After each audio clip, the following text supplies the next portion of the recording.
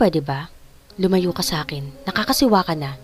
Nandidiring sabi ng binata habang pilit na tinutulak palayo ang tinatawag niyang Ella. Napangiti naman nang wala sa oras si Ella.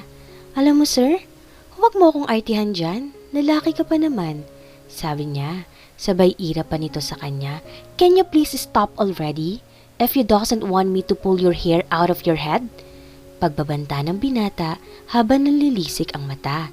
Wala sa sariling, napasama din ang tiningin ni Ella bago unti-unting lumayo habang nakakunot ang noo, ang pinaglihi sa sama ng loob. Hindi mo na kailangan gawin yan boss, lalayo na nga. Sabi niya na may sama ng loob.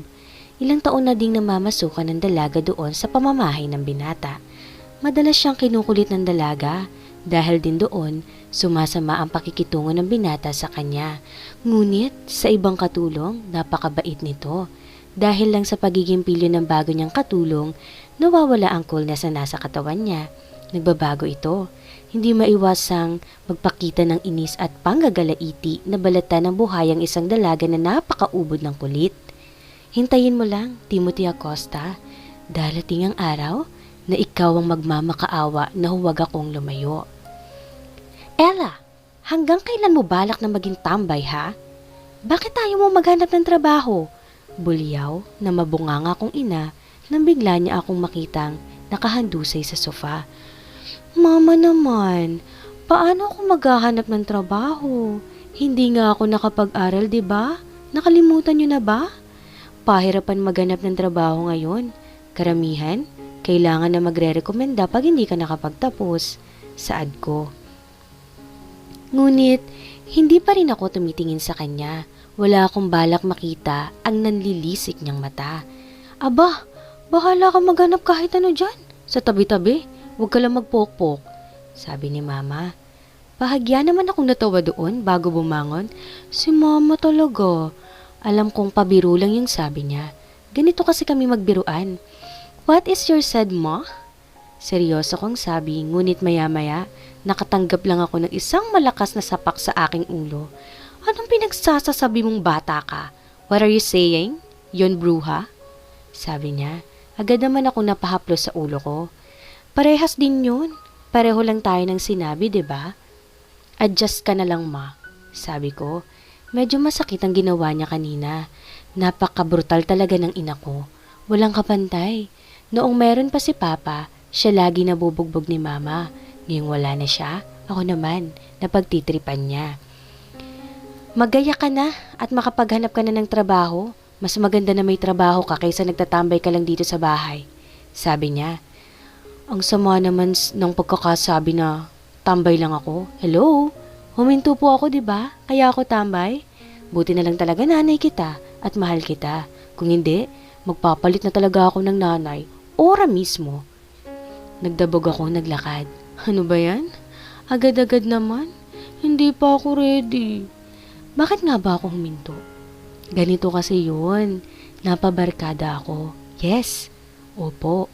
Hindi talaga ako iyong tipo ng babae na hilig mag-aral. Kumbaga, mas napapasama ako sa tropa. Pero hindi iyon ang tunay na dahilan. Dahil sa wala akong interes sa pag-aaral noon. Pero, natanggal din kasi sa trabaho si Mama. At hirap nga ako sa allowance ko. At yun, nahinto ako. Noong una talagang ayos lang dahil wala naman talaga akong hilig sa pag-aaral. Pero hanggang sa padagdag ang taon ko, bigla ko na lang naiisip na, sayang. Matapos akong magbihis, lumabas na ako galing sa kwarto at doon ako mismo sinalubong ni Mama sa labas bago siya nagsalita. Oh, nakabihis ka na pala, sabi niya. Pansin ko ang kakaibang ngiti sa kanyang labi, kaya nagtaka ako kung anong meron. Ma? Pwede bang bukas na lang ako maghanap ng trabaho? Mainit na po oh. Sa labas? Maglalakad pa ako. Nagmamakaawang sabi ko. Nagbabaka sakali lang naman, baka bigla siyang maawa sa akin at payagan muna niya akong tumambay ngayon, di ba? Ano ka ba anak? Hindi mo na kailangan maglakad. Hindi pa rin nagbabago ang ekspresyon ng mukha niya.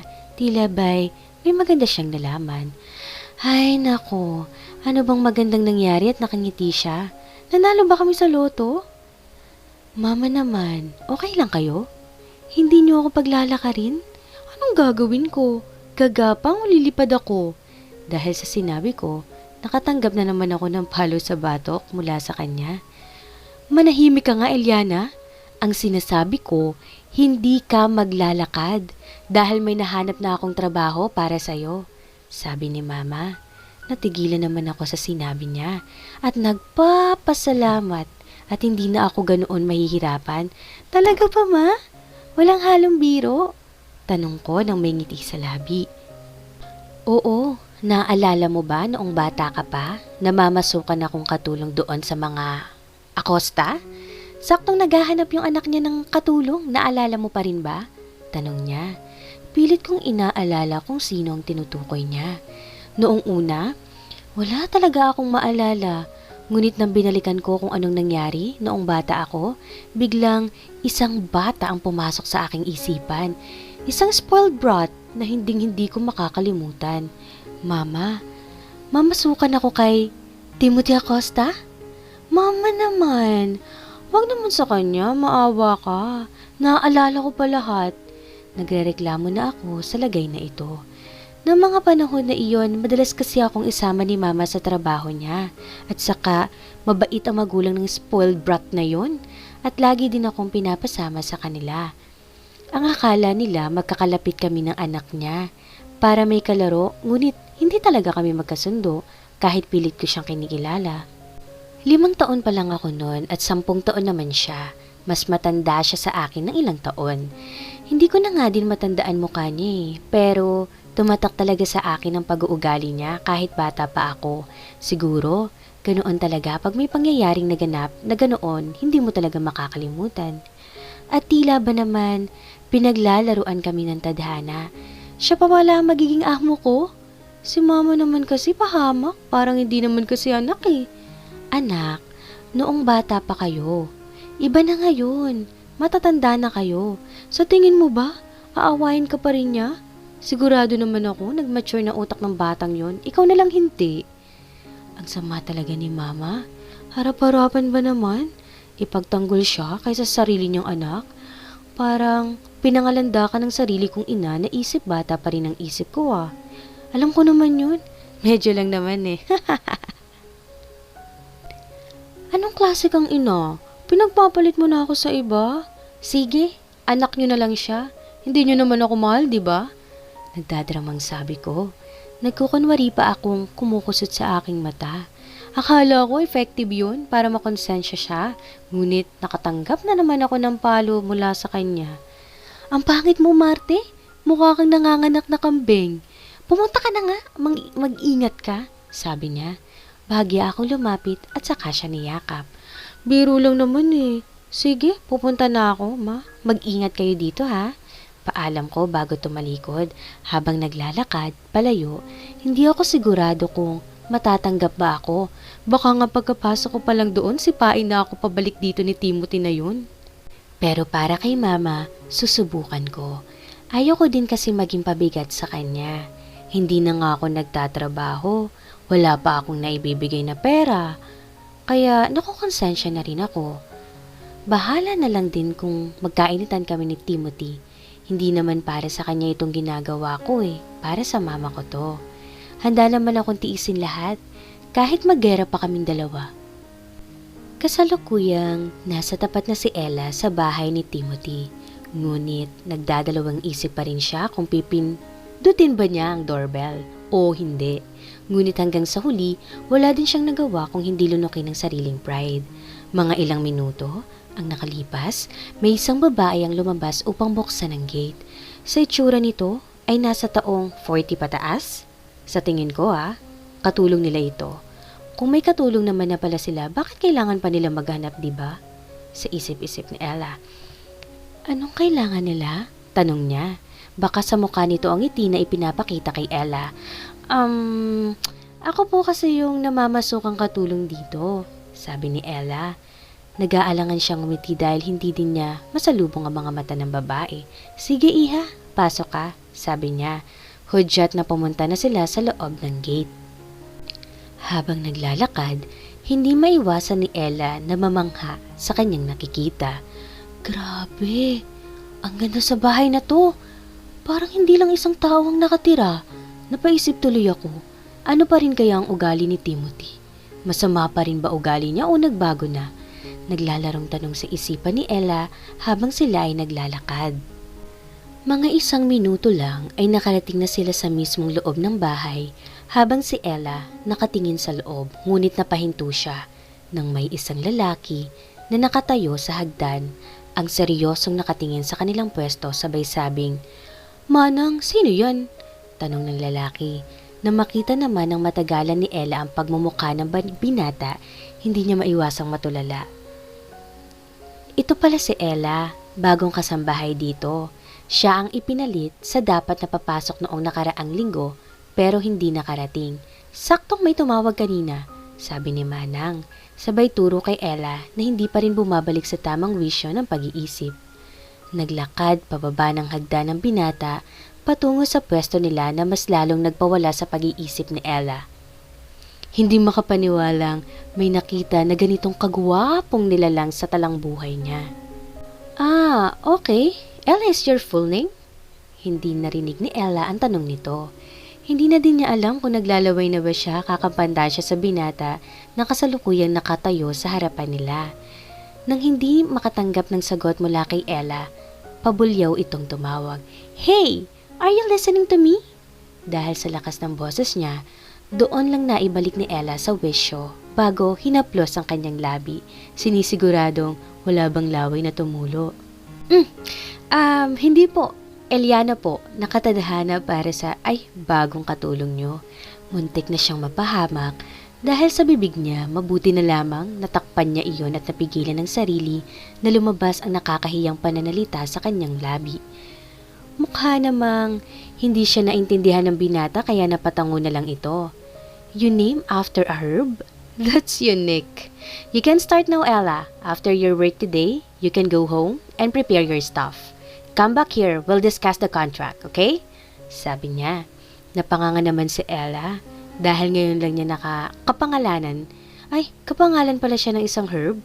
Pero isinantabi niya agad ang pagkagulat bago tumango. Base sa mukha niya, napansin agad ni Ella kung sino ang kausap niya.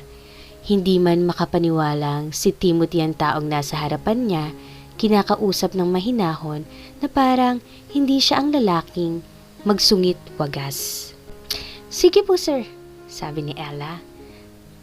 Tango lang naman na natanggap niya mula kay Timothy sabay naglakad na din ito paalis. Iha, huwag kang pahalatang naggagwapuhan ka sa amo natin. Masyado kang halatado. Natatawang sabi ni Manang dahil saksi niya kanina kung paano kalagkit ang pagtingin ni Ella sa alaga niya. Hindi naman siya nakakaramdam ng kakaiba dahil alam niyang iba si Ella sa mga katulong na gustong pumasok dito.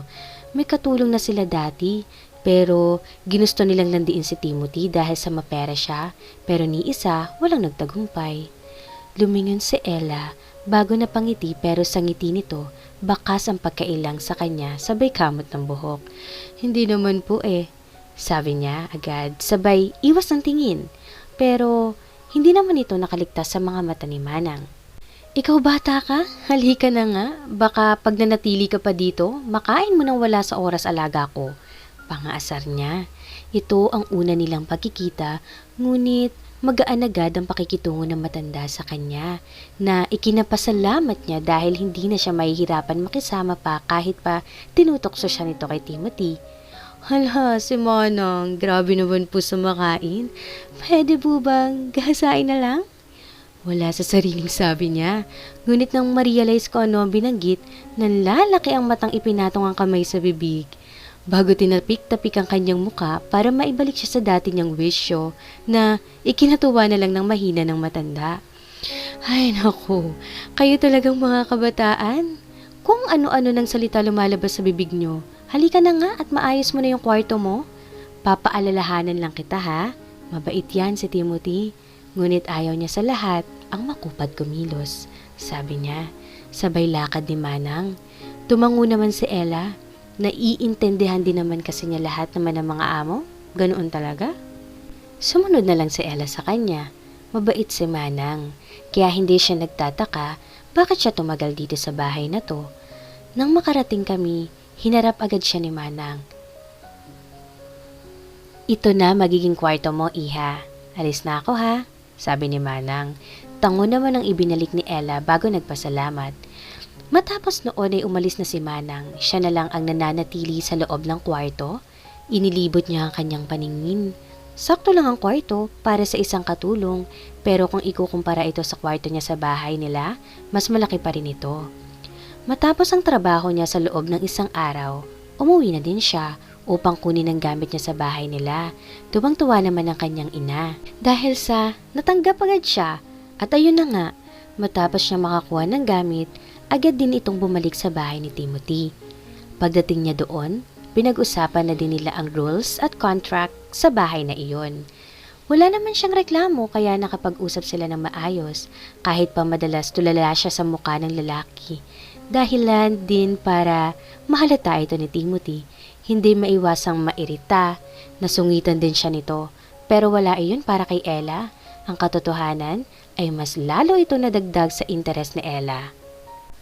Sungit, pasalamat ka, pogi ka. Kung hindi, pwede ka nang pumanaw. Bulong ni Ella habang kaharap ni Timothy. At dito na po nagtatapos ang unang kabanata ng ating kwento.